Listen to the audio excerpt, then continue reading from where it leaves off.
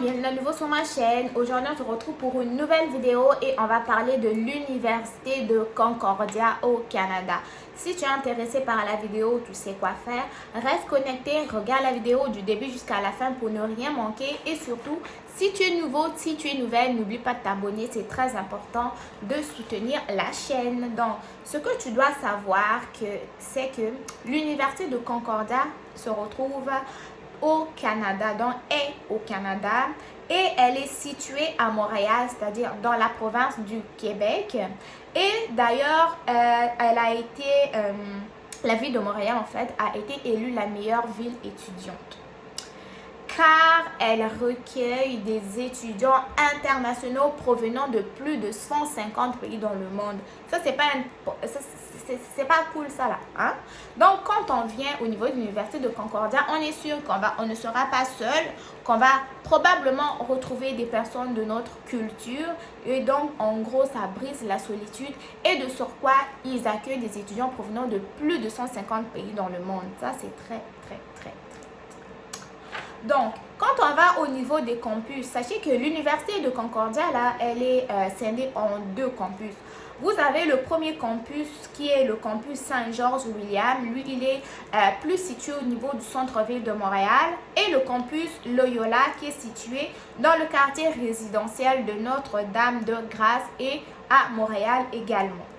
Au niveau des centres, pas des centres, mais des programmes de formation, on va avoir plus de 100 programmes d'études simplement au niveau du premier cycle, c'est-à-dire du baccalauréat et certificat. Et au niveau du deuxième cycle, c'est-à-dire la maîtrise, vous avez également plus de 100 programmes d'études. En dehors de ça, vous avez de la formation continue et aussi vous avez les formations de troisième cycle.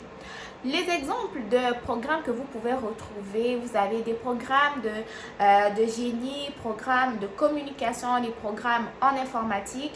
Vous avez les programmes aussi comment on appelle ça là, de communication, administration et autres, ok? Vous allez retrouver sûrement le programme que vous cherchez au niveau de cette université.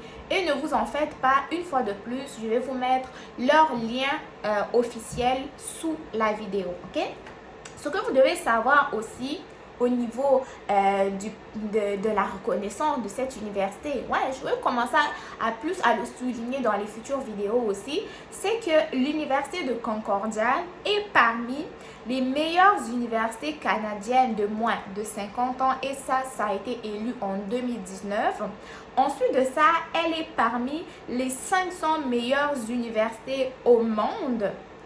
Et elle est parmi les meilleures universités canadiennes en termes de recherche. Donc, c'est quand même une université qui est très reconnue, ok? Au niveau national et au niveau international. Si on va au niveau des ressources, sachez que l'université, oui, elle accueille beaucoup d'étudiants internationaux provenant de 150 pays dans le monde, pardon. Et donc, ces étudiants-là ont des besoins.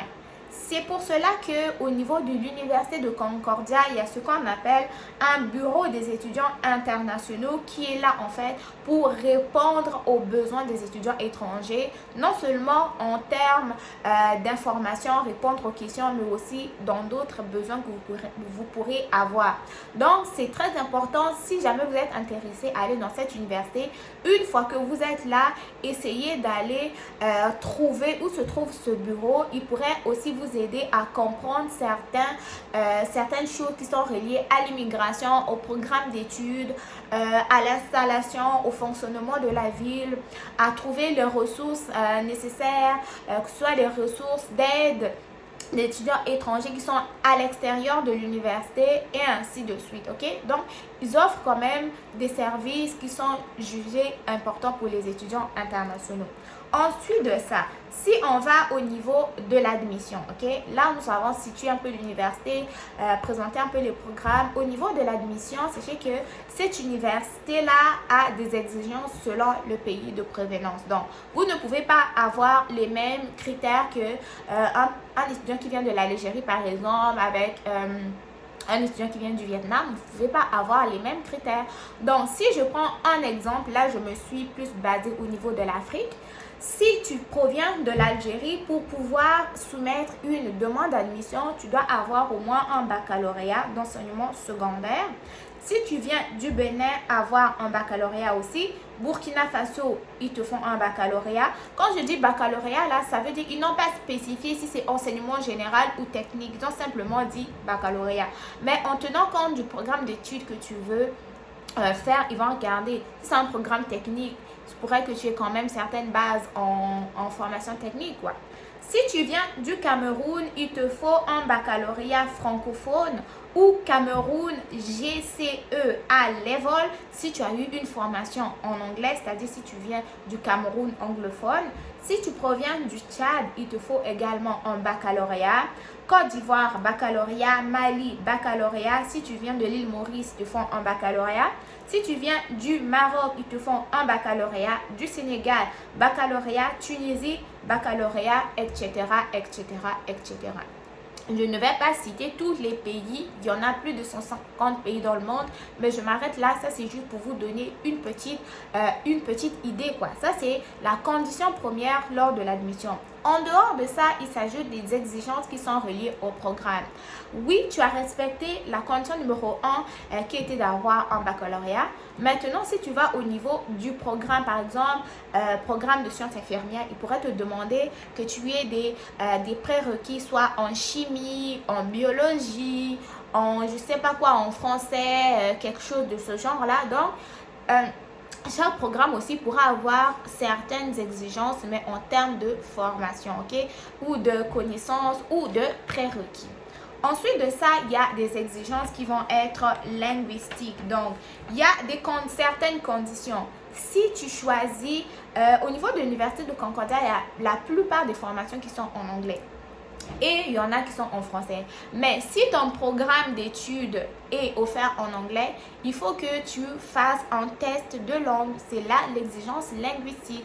Mais il faut vérifier c'est quoi vraiment les conditions qui sont reliées à ton programme. Si ton programme est offert en français, tu n'es pas obligé de faire le test de l'anglais. Donc, regardez vraiment les exigences qui sont reliées au programme. Ensuite de ça, on a les différents tests de langue que l'université accepte. Pour les personnes qui vont passer le test de langue en anglais, là, sachez que l'université elle-même a sélectionné les tests de langue qui sont acceptés. On a par exemple le TOEFL qui est le test d'anglais comme langue étrangère. Vous avez la possibilité de le faire en ligne. Je vous mettrai le lien en barre d'infos. En dehors de ça, si vous n'êtes pas capable de le faire en ligne, que ce soit vous avez un problème de, je sais pas, de navigateur ou que l'examen n'est pas ouvert depuis l'extérieur, n'est pas accessible depuis l'extérieur, n'hésitez pas à aller consulter vos centres culturels. Pour les gens qui ont des centres culturels français, la plupart du temps, il y a des tests de langue qui sont réalisés là-bas, soit les tests de langue en français ou même les tests de langue en anglais. Allez vous renseigner. Donc, ils ont le test d'anglais comme langue étrangère qui est accepté. Ensuite de ça, vous avez le IELTS, donc le système international de tests de langue en anglais. Vous avez le DET qui est le test de langue Duolingo. Lui aussi, vous pouvez le faire en ligne. Vous avez le CAEL, donc évaluation de la langue française académique.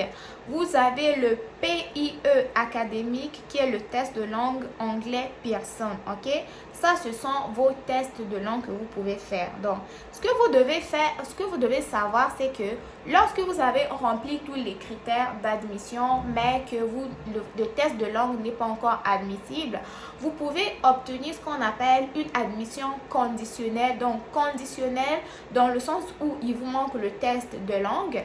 Une fois que vous allez pouvoir compléter votre test de langue, vous allez avoir une admission qui est complète. Ok, ça c'est très important à savoir.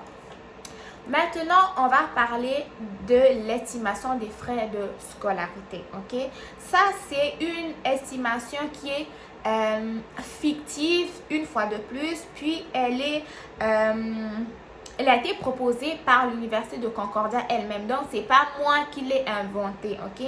Donc, on va prendre une estimation d'une année. Donc, une année qui équivaut à 30 crédits de septembre, par exemple, septembre 2022 à avril 2023.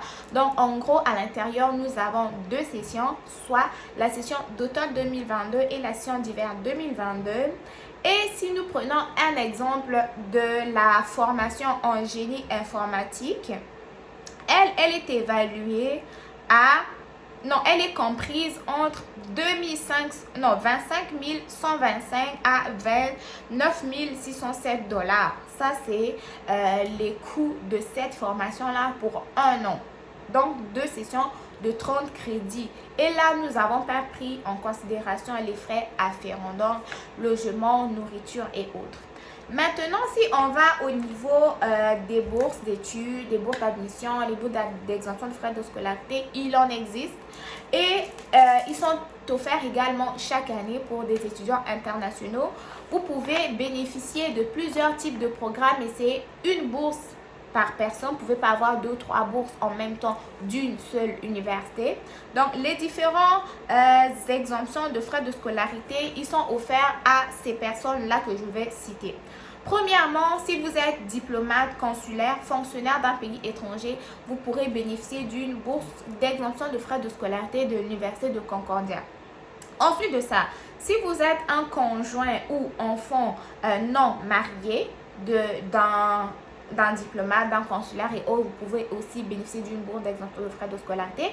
Ensuite de ça, si vous êtes étudiant et que votre conjoint ou votre parent détiennent un permis de travail valide au Canada, vous pourrez bénéficier d'exemptions de frais de scolarité. Il y a également des bourses d'exemption de frais de scolarité pour les Français et autres. En dehors de ça, il y a ce qu'on appelle des bourses d'excellence. Les bourses d'excellence, c'est à peu près partout dans chaque université. Et cela est basé la plupart du temps sur les performances académiques. Et donc, en gros, oui, vous avez la possibilité d'étudier à l'Université de Concordia. Vous avez la possibilité de pouvoir bénéficier d'une bourse d'études.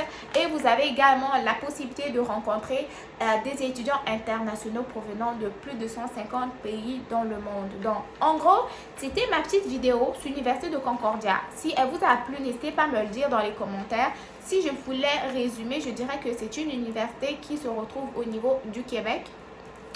Précisément à Montréal.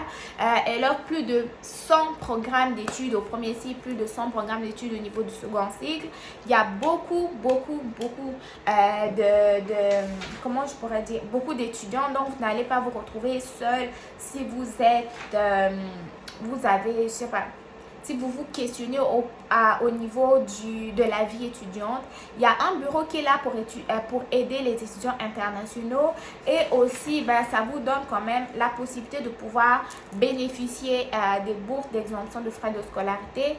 Et aussi, quand on regarde quand même la formation, pas la formation, mais les coûts pour une année de formation, c'est quand même assez abordable pour une grande ville qui est Montréal. Et donc, si vous êtes intéressé, allez visiter leur site et allez vérifier les programmes d'études si jamais vous trouvez un programme d'études qui vous intéresse. Donc, moi, je vous dis à très bientôt. Prenez soin de vous, portez-vous bien et on se retrouve très prochainement pour une nouvelle vidéo.